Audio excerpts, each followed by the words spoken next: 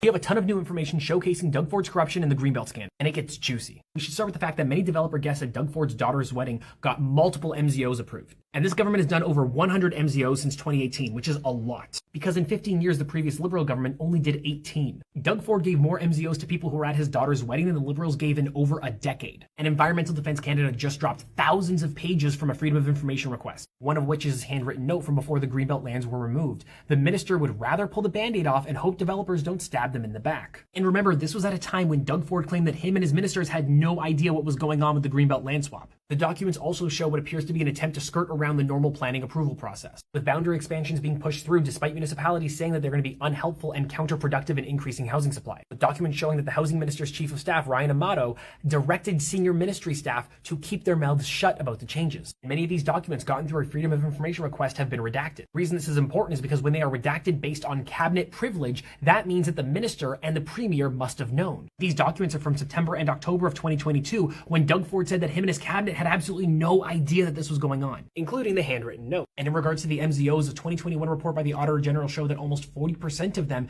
benefited just 7 companies, which is a massive abuse of power. These include Flatto Developments, which got 9 MZOs, and the owner is self-described as a friend of Ford, as well as companies owned by Mario Cortellucci, with the Cortellucci family having donated over $12,000 to Ford's PC leadership campaign. There was also the president of Kraft Development, who was previously appointed by Ford to be the chairman of the LCBO in 2019, and was also the vice president of the PC Ontario Fund, the fundraising arm of Doug Ford's party, as well as companies including the race group that were represented by the lobbyist Nico Fidani, who used to work in the premier's office. And all 4 of these listed individuals were at Doug Ford's daughter's wedding, including 2 of the developers being seated at Ford's table. And as I said, there is 5,000 to 7,000 pages of documents being dropped. So follow if you want to see more as journalists find more information.